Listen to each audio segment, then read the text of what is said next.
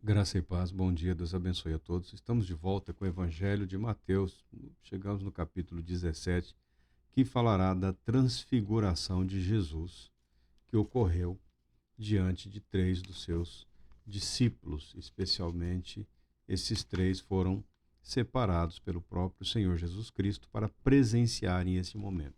Mas antes de chegarmos nesse ponto que fala da transfiguração, vamos uma leitura rápida do profeta Amós. O profeta Amós, no capítulo 3º, versículo 7º, assim declara: Com certeza, Adonai, o Senhor soberano, não realizará nada sobre a terra sem primeiro revelar o seu segredo aos seus servos escolhidos, os profetas.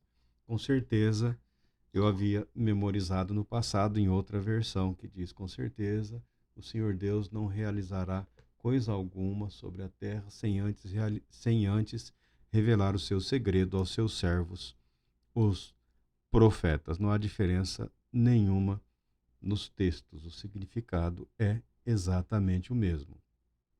Esse texto é um texto que devia, para o cristão, trazer assim uma tranquilidade em relação a eventos presentes e também no que diz respeito a eventos futuros, quer seja de natureza espiritual ou natureza secular, que diga respeito à vida da igreja ou da vida fora da igreja, da vida aí que diz respeito a todos.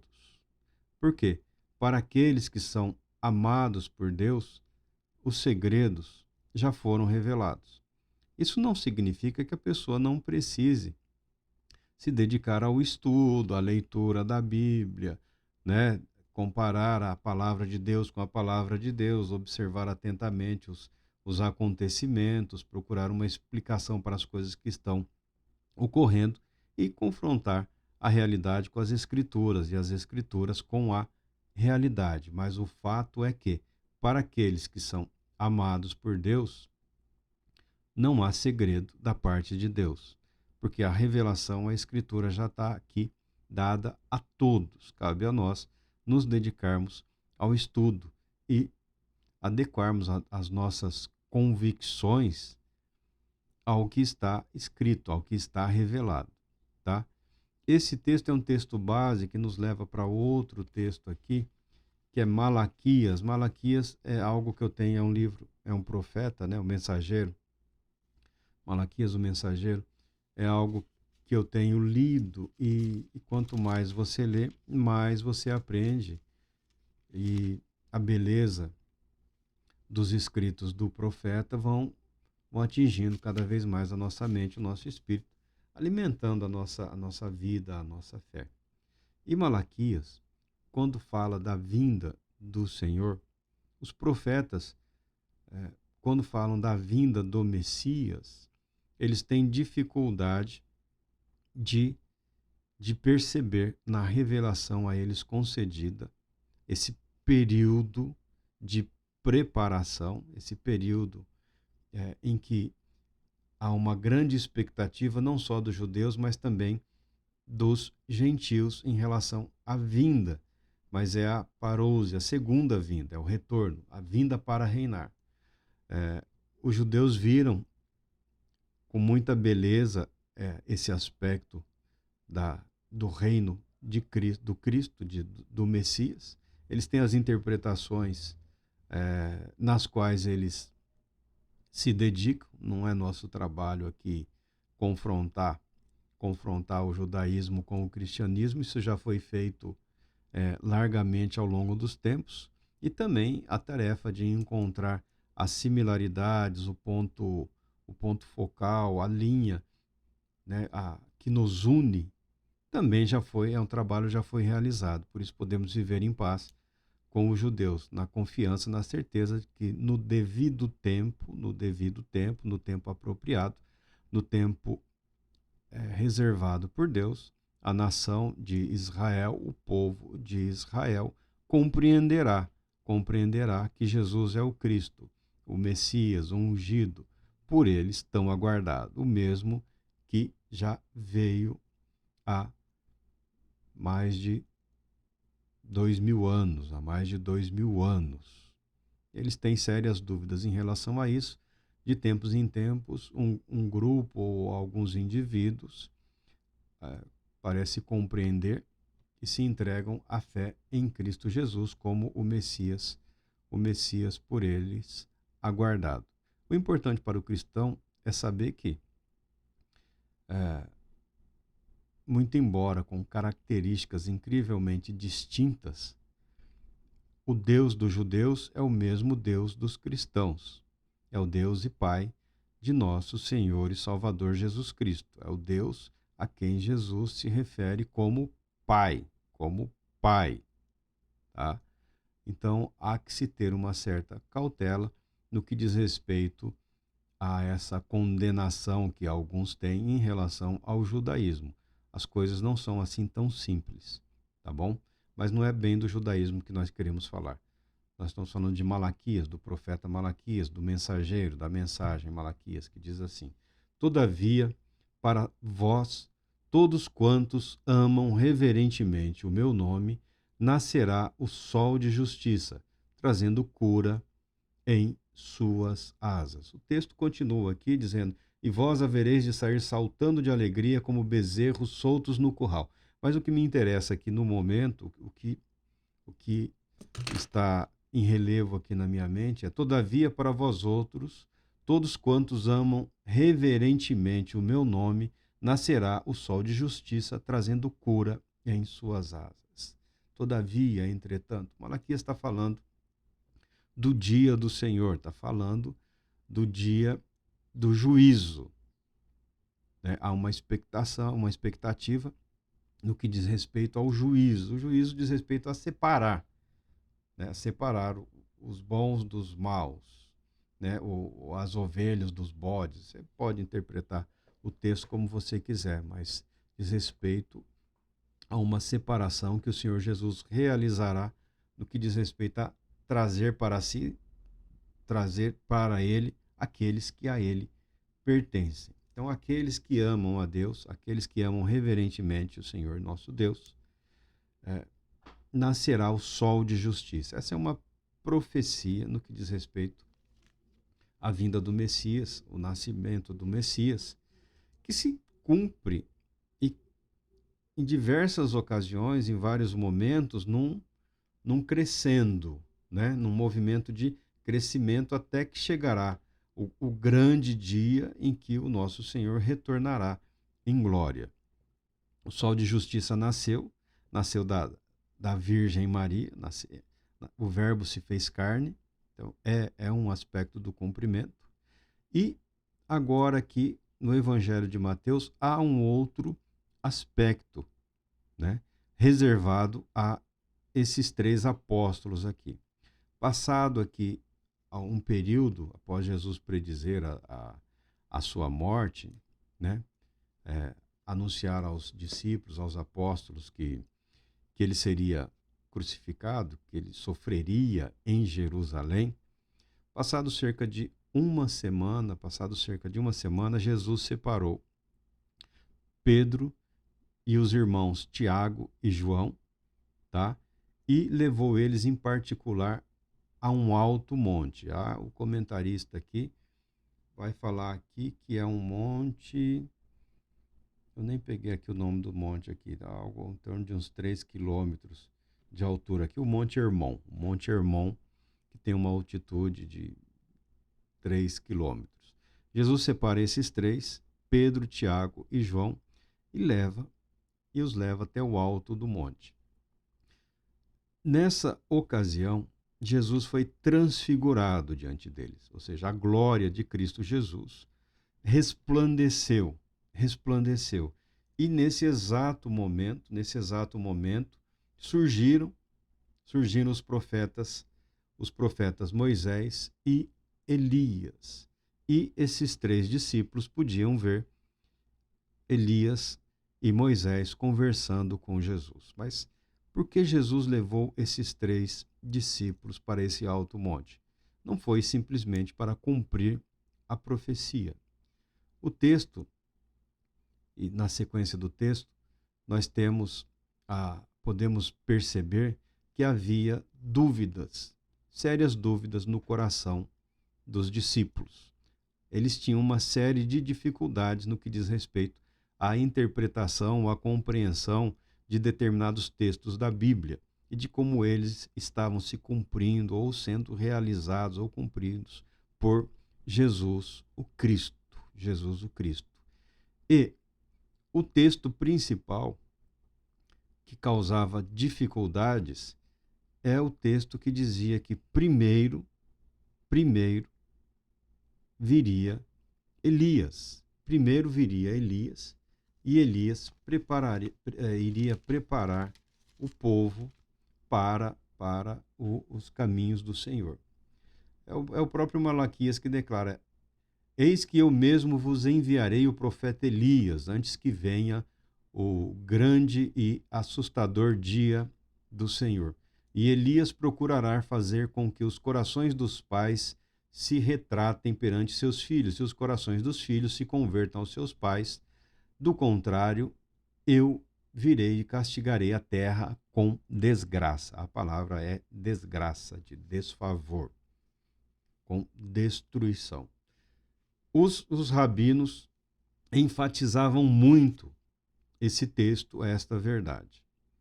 Então as pessoas imaginavam, Elias é um daqueles na Bíblia que declara que ele foi arrebatado, ele foi levado direto ao céu, sem ver a morte, sem experimentar a morte, a degradação física.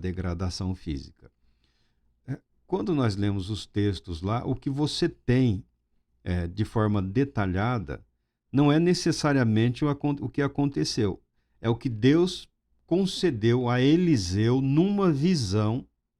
É uma visão que teve o profeta Eliseu, tá?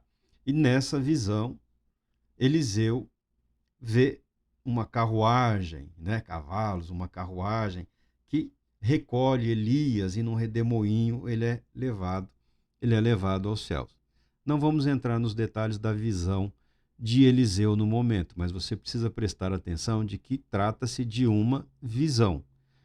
Numa visão é concedida ao profeta uma série de elementos, uma série de verdades, de conceitos, mas numa forma, algumas vezes, figurada, tá? Para que a mente dele seja capaz de compreender, seja capaz de avaliar o que está acontecendo e transmitir aos outros, tá? É um milagre duplo. A Bíblia fala que Elias foi levado aos céus. O profeta Eliseu, que desejou, que ansiou muito ser o herdeiro do ministério de Elias, né, ser um herdeiro espiritual do ministério de Elias, tendo levado a Elias, e Elias, sabendo por Deus as intenções do coração de Eliseu, havia deixado claro para Eliseu: se você ver o momento em que eu for tirado de vocês, em que eu for arrebatado, em que eu for resgatado, vai se cumprir conforme a sua vontade. E, de fato, no momento em que Deus arrebatou Elias, Eliseu teve essa visão, essa revelação, esse conhecimento. A ideia de ser levado para os céus numa carruagem transmite o quê? Que Elias está sendo honrado por Deus. Está sendo conferido a Elias uma distinção. Muito embora em alguns momentos Elias tenha tido grandes dificuldades, o sentimento de solidão, o isolamento, ao levar as suas queixas a Deus, dizendo que estava só e que o fardo era demais para ele, a ele foi concedida a revelação, a verdade de que o número dos que eram fiéis a Deus era muito superior ao que Elias imaginava. Não era Elias o último homem fiel a Deus na terra de Israel. E é apresentado um número, e esse número você pode entender de forma literal ou também de maneira simbólica. Tá? De forma literal, fica preso naquele número. Se você entender como uma referência simbólica, indica que é milhares de vezes mais do que o profeta Elias podia imaginar. Não sei se havia naquele momento em Israel alguma crença no que diz respeito à reencarnação. Pessoalmente, eu acredito que pensamentos dessa natureza vieram bem depois dos dias de Cristo, mais adiante um pouco. Mas os judeus certamente acreditavam que, de uma forma miraculosa, Elias, que não teria sofrido a morte, seria devolvido à vida para completar o seu ministério, proclamando a vinda do Cristo, preparando a vinda do Cristo, do Messias. E Jesus vai explicar aos seus discípulos que o que está escrito é que esse a quem a Bíblia se refere não era propriamente o profeta Elias. Deus não vai levar ninguém para o céu para jogar de volta aqui na terra. Se o ministério de Elias não tivesse terminado, não tivesse chegado ao fim, Deus não o teria levado. Tá? Que esse a quem a Bíblia se refere não é necessariamente a pessoa. Está referindo-se a um indivíduo com o mesmo caráter, com a mesma disposição de servir e de obedecer a Deus, com a mesma vontade, com a mesma atitude corajosa de colocar Deus em primeiro lugar e ver prevalecer a vontade de Deus. O que foi prometido era alguém no espírito de Elias, que não é uma encarnação. No espírito é uma maneira de descrever a índole, o propósito, o modo íntimo de ser e de agir. O mesmo espírito, o mesmo caráter, a mesma disposição, a mesma vontade no espírito de Elias, porque Elias se tornou uma referência em todo Israel. Até os dias de hoje, o profeta Elias, para os judeus, é tido em elevadíssima estima, tanto quanto o foi Moisés, tanto ou quase o é Abraão, o pai da fé. Tá? Jesus corrige essa distorção, essa dúvida que enfraquecia o coração dos seus discípulos, mas ele pega três primeiro, ele pega três dele e leva ao alto monte, ou seja, separa esses três do ambiente de dúvida, de questionamento, né, do ambiente mundano. Quem é o superior, quem é o líder, quem é o número 1, o número 2, o número 3. Né? Havia essas dúvidas no coração dos discípulos naquele dia. E Jesus separa esses três, Pedro e os irmãos Tiago e João, leva os três até um lugar no alto do monte Hermon, e ali a glória, a Shekinah, a glória de Cristo, prevalece. No que a glória de Cristo prevalece, os discípulos veem Moisés e Elias conversando com Jesus Cristo, como que prestando contas, numa atitude reverente e respeitosa em relação ao nosso Senhor. E Pedro, quando tem essa visão, ele fala rapidamente: Senhor, é bom estarmos aqui. Se desejares, farei aqui 3 tendas, uma para ti, uma para Moisés e outra para Elias. O judaísmo, por conta dos mandamentos, o judaísmo é uma religião que não se apega à retratação de indivíduos, tá? Então, você não encontrava, e hoje pouco encontrará ou quase nada, né, o hábito da retratação, principalmente dos antigos. Isso há também no islamismo, e boa parte dos cristãos não aceita retratações, retratação no tipo assim de esculpir a face, como seria o indivíduo, ou pinturas. Alguns permitem pinturas, outros permitem aí esculturas, e alguns outros não permitem absolutamente nada, temendo ser uma referência que possa desviar as pessoas do verdadeiro e único culto ao Deus Pai Todo-Poderoso. Também não estamos entrando nesse tema agora, mas como Pedro sabia que eram Moisés e Elias? Porque é uma visão, a glória de Cristo se manifesta e, com essa glória, a, os profetas e a lei, ou a lei e os profetas, na figura de Moisés e Elias, aparecem ali. Aparecem revelados pela glória de Cristo Jesus. A visão de uma revelação implica em compreensão do que ali está acontecendo. Por isso que Pedro rapidamente fala, tido como falastrão por alguns, mas não é bem assim, né? Pedro rapidamente fala, pelo mover do Espírito Santo que estava realizando esse belo milagre aqui. Se o Senhor quiser, nós faremos 3 tendas, uma para ti, uma para Moisés e outra para Elias. E enquanto ele falava, uma voz dos céus, o testemunho eterno de Deus o Pai, assim declara: Este é o meu filho amado, em quem me regozijo, a ele atendei. Este é o meu filho amado. Deus se alegra em Cristo Jesus. E em Cristo Jesus, Deus se alegra com as nossas vidas. Tá? Essa alegria de Deus no servo sofredor, essa alegria de Deus pelo servo que transportava ou que transmitia gratuitamente ao mundo o amor, a vontade de Deus, essa alegria de Deus em Cristo Jesus, também nos alcança, nos alcança. Por isso a Bíblia declara que a alegria do Senhor é a nossa força. Deus é amor, amor que se alegra, amor que se compraz e também amor que se compadece. Nesse instante aqui há um testemunho eterno no que diz respeito ao nosso Senhor e Salvador Jesus Cristo.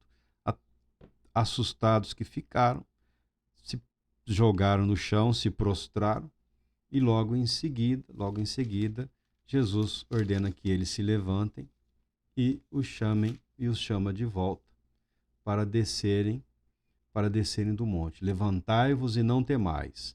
Quando eles abriram os olhos, a glória já não era mais visível para eles, nem o Moisés, nem Elias, e a voz, eu creio, que ecoou na mente deles durante toda a vida deles, tá?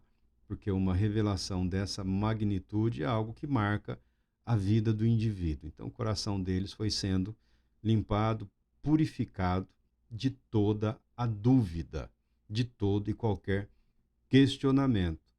Como nós sabemos disso? Porque enquanto desciam do monte, eles perguntaram para o Senhor Jesus: então, por que os escribas ensinam que é preciso que Elias venha primeiro?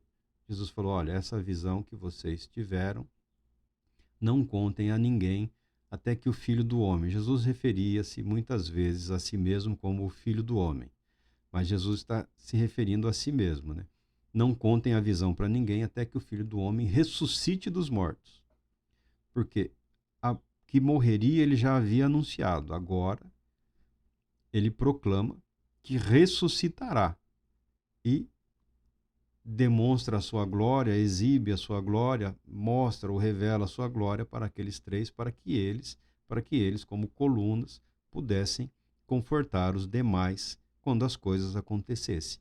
Nesse instante em que Jesus fala com eles, transmitindo aqui uma decisão de permanecer em silêncio em relação ao que eles viram, presenciaram no Monte Hermon, eles sentem liberdade para questionar Jesus no que diz respeito a esse ensinamento dos fariseus aqui, dos escribas. Por que dizem que é necessário que Elias venha primeiro? Aí Jesus explica: Elias com certeza vem e restaurará todas as coisas. Eu todavia vos afirmo, Elias já veio, mas eles não o reconheceram e fizeram com ele tudo quanto desejaram. Da mesma forma, o Filho do Homem irá sofrer nas mãos deles. Os discípulos entenderam, então, que era a respeito de João Batista que ele havia falado. Tá? Há um texto futuro aqui em que nós falaremos de novo em mais de uma ocasião, em diversas ocasiões, né, nos tempos da tribulação ou da grande tribulação ou de uma das etapas da chamada grande tribulação, do período tribulacional, haverá na terra de Israel, uma referência a Israel, homens, é, pelo menos duas figuras, tá? Tal qual Moisés e Elias, que terão poder e autoridade para impedir que chova, para fazer chover, tempestades, granizo. É um momento específico. Alguns se apegam à ideia de que aqueles que estão compartilhando da glória do Senhor serão devolvidos a esse mundo para trabalhar. É uma visão triste, uma visão bastante deprimente, né? Que revela um cristianismo assim mundano, fragilizado, dependendo de meios e recursos totalmente naturais, principalmente econômicos, né, para levar adiante a proclamação do Evangelho. Não há motivo para nós acharmos que não haverá entre aqueles que creem homens que serão capacitados pelo próprio Deus, pela atuação do Espírito de Deus, para cumprirem a palavra de Deus em conformidade com um padrão, um ordenamento profético, tal qual nos dias dos profetas, né? Nos dias bem anteriores a Cristo Jesus. Dito isto, no alto monte revela-se a glória do nosso Senhor e Salvador Jesus Cristo. Enquanto isso, lá embaixo uma coisa terrível acontecia. Pela dureza e pela dificuldade que havia nas mentes e corações dos discípulos, uma cena terrível acontecia. Ao chegarem onde se reunia a multidão, um homem se aproximou, se lançou aos pés de Jesus e pediu para que o Senhor se compadecesse do filho dele. Esse é um dos mistérios, né, da Bíblia aqui, uma das coisas que todos têm grande dificuldade para explicar. Esse homem, pai de um menino, portanto uma criança, jovenzinho. Esse menino era possuído por um demônio e ele apresentava um comportamento assim, de epilepsia. A epilepsia, durante muito tempo, foi tratada como uma manifestação demoníaca, né? A doença dos deuses ou das divindades. Mas há uma doença neurológica, um problema neurológico específico, conhecido como epilepsia. A pessoa convulsiona, tem uma série de problemas, corre uma série de riscos. Há tratamento para essas situações. Mas a questão dessa criança aqui é que a criança ficava endemoniada, ficava muito endemoniada, com manifestações semelhantes à epilepsia. Há quem acredite que eram os dois, há quem acredite que o demônio causou a epilepsia. Mas aí é uma questão de como a pessoa quer interpretar o que ela aprendeu, o que ela não aprendeu. Eu vou por um caminho mais além. Por quê? Lendo, estudando sobre espiritualidade, há um material, né, uma série material no campo da meditação em que algumas pessoas são ótimas vendedoras, que se vende bem, né, para você aprender as técnicas dos profetas, né, que levará você a talvez você possa profetizar como profetizavam os profetas do Antigo Testamento. São exercícios de meditação, são técnicas, é uma série de material. Não é necessariamente inútil, mas essa parte é uma propaganda. Nós não sabemos exatamente como ocorria na mente, na vida dos profetas, a revelação de Deus, ou a profecia como um todo. Nós temos uma série de informações na Bíblia que alguém é divinamente chamado, mas nós não sabemos da preparação dessa pessoa para esse exercício. Nós sabemos que havia, durante quase toda a história dos hebreus, havia grupos voltados para a profecia, né? escola de profetas, discípulos dos profetas. Pessoalmente, eu entendo que essas pessoas se dedicavam muito especificamente à conservação, à preservação dos relatos da manifestação de Deus na história da humanidade, especificamente através da história, na história de Israel, da formação e da preservação do povo, da identidade judaica como um testemunho do amor de Deus para com a humanidade, sempre mantendo o ponto de que o povo de Israel, a nação, deveria ser um povo, uma nação profética em relação a Deus e à humanidade. Então, se dedicavam a esses estudos, à oração, meditação, que não é o nosso forte, né, do lado de cá, e práticas desse tipo. Não é difícil, porque naquele tempo havia também um intenso comércio de espiritualidade, tal qual existe no dia de hoje. Talvez promessas parecidas fossem oferecidas para as pessoas naquela época. Quem não gostaria de ter um filho profeta? Né? Vamos falar em termos de religiosidade. Quem não gostaria de ter um filho profeta? E muitas pessoas se envolvem em tremenda confusão devido a uma ambição espiritual que não é necessariamente equivocada, mas o equívoco está em acreditar que eu, você ou que nós podemos provocar essa manifestação. Tenhamos, através do método, do estudo, que possamos nós, pelo nosso próprio querer, assumir ou alçar ou chegar a essa condição, ou a esse nível, ou a esse status. A Bíblia é bem clara no que diz respeito a isso.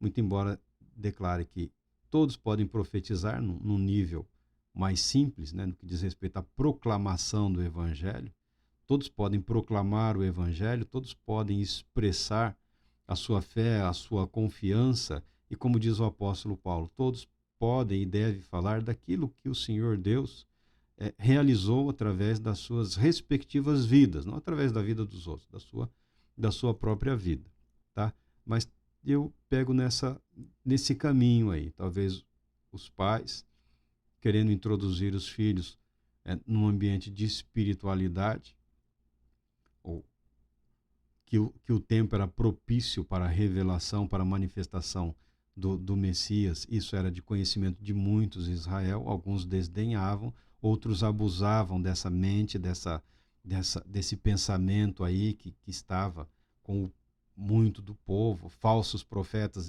continuavam surgindo, sempre existiram, né? Falsos profetas, falsas profecias, falsos cristos também. De vez em quando aparecia alguém dizendo-se o Cristo, o ungido, tá? Isso ocorria muito naqueles dias. É possível que alguém tenha se deixado levar pela conversa dessas pessoas e se envolvido em práticas condenadas pelas escrituras, pelas próprias escrituras judaicas, práticas condenadas, e envolvido a si mesmos e também os seus familiares próximos, ou talvez até as crianças. É terrível o que algumas religiões foram capazes de fazer com as crianças, tá? Então não sabemos exatamente, porque não se justifica. Era algo que não se justificava. Uma criança endemoniada não se justifica até hoje. Não se justifica, né? Esse texto aqui não fala a idade, mas talvez 10, 11, 12 anos no máximo. É uma questão de uns 10, 12 anos de idade. 12 no máximo. Esse menino ficava endemoniado e caía no fogo, na água, correndo todos os riscos. E esse pai desesperado, ouvindo falar de Jesus, de todo o bem que Jesus realizou naqueles dias, pegou o filho aqui, doente, endemoniado, e levou até os discípulos, porque Jesus havia subido o Monte Hermon, acompanhado por 3 dos seus discípulos. E foi um constrangimento terrível. Foi uma vergonha completa. Os discípulos, enquanto Cristo revelava a sua glória para Pedro e os irmãos Tiago e João, os demais passaram a noite sofrendo orando, tentando libertar aquela criança, tentando curar aquela criança, sem nenhum sucesso, sem nenhum sucesso. Por isso que eu peguei o texto aqui, ó. Todavia para vós outros, para vós, todos quantos amam reverentemente o meu nome, nascerá o sol de justiça, trazendo cura em suas asas. Jesus Cristo é esse sol de justiça, que revelou a sua glória, o seu poder, para a parte dos seus discípulos, e os demais necessitavam experimentar essa verdade, trazendo cura. Não existe revelação, não existe manifestação da glória do poder de Deus que não tenha um resultado prático na vida das pessoas. O conhecimento dos apóstolos, o tranquilizar da mente, o fortalecimento da fé e a cura daqueles que necessitam da cura. Esse pai desesperado chegou aos pés de Cristo, se humilhando, pedindo, clamando para que Cristo curasse a criança. E Jesus responde: ó geração sem fé e perversa, até quando estarei convosco? Até quando vos terei de suportar? Trazei-me o menino. Olha, você pode imaginar o que você quiser, mas Jesus estava referindo-se a toda a geração dos judeus, a toda a humanidade como um todo, a toda a maldade que há no mundo. Tá? E ele é duro, ele é bastante duro com todos, incluindo, nessas palavras, os discípulos. Ele falou geração incrédula e perversa. Ele foi duro, especialmente duro, para com todos os que ali estavam. Ao levarem o menino, Jesus repreendeu o demônio saiu do menino e, daquele momento em diante, o menino ficou são. É claro que nós abordaremos futuramente essa questão de possessão, de aspectos de possessão demoníaca e outras formas de possessão também, que não são demoníacas, mas não deixam de ser uma forma de possessão. As pessoas acham que toda possessão é necessariamente demoníaca. Não, não é necessariamente demoníaca, tá? Tem as possessões demoníacas, como é o caso aqui, e há uma série de outros fenômenos que podem ser explicados e também tratados, em que a palavra de Deus é suficiente para suprir a carência e a necessidade dessas pessoas e dessas vidas, desde que estejam dispostas a uma vida de submissão à vontade do nosso Senhor. E vem a pergunta: por que os discípulos não conseguiram expulsar aquele demônio? Jesus ensinará, através da linguagem que ele sempre usou, uma linguagem de parábolas, né, dizendo que a fé, vocês não conseguiram por causa da pequenez da vossa fé. Aí ele declara o seguinte: pois com toda certeza vos afirmo que, se tiverdes fé, mesmo que seja do tamanho de um grão de mostarda, e disseres a este monte, né, apontando para o monte Hermon, disseres para este monte, passa daqui para acolá, e ele passará, e nada vos será impossível. Entretanto, essa espécie ou essa casta só se espelhe por meio de oração e jejum. Daí vai lá o povo passar a noite orando e jejuando para poder expulsar demônio. Não é uma fórmula mágica e infalível. Não é uma fórmula mágica e infalível. Essa casta, a casta da qual cometia o menino aqui, é uma casta que não se impressiona com religiosidade ou espiritualidade humana, tá? É uma casta que só pode ser expulsa através de vidas de homens e mulheres que se submetem à vontade de Deus.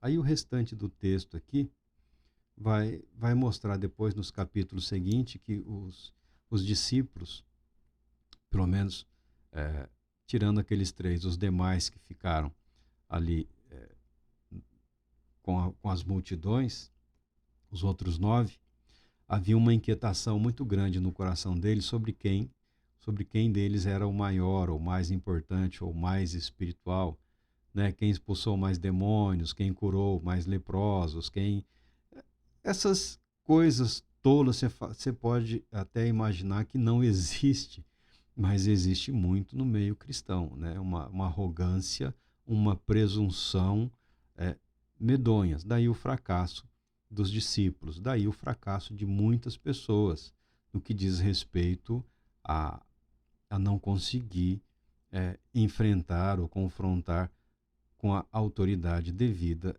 esses momentos muito deprimentes. Diz respeito à possessão aí demoníaca. Oração e jejum, nesse texto, são sinônimos de submissão a Deus. Por quê? Em relação ao Cristo, o servo sofredor, que o próprio Deus testemunhou. Este é o meu filho amado, nele eu me alegro. Nele eu me alegro. Tá? Por quê? Porque Cristo é perfeitamente obediente e submisso a Deus em todo e qualquer aspecto da vontade de Deus. Por isso, na vida de Cristo, o Espírito Santo tinha liberdade para agir tão poderosamente como agia. É claro, Jesus dedicava muito do seu tempo à oração. Jesus dedicava muito do seu tempo, dedicou muito do seu tempo à, à meditação na palavra de Deus, à preparação. Jesus passou mais tempo se preparando do que agindo, tá? Porque o agir dele era de acordo com o mover do Espírito Santo. A glória de Cristo Jesus se manifesta no alto monte. A glória de Cristo Jesus se manifesta àqueles que amam reverentemente o nome do Senhor nosso Deus. E a glória de Cristo Jesus certamente se manifestará na vida de cada um de nós, cada vez mais intensa. Deus Todo-Poderoso te abençoe, te proteja e te conceda a paz.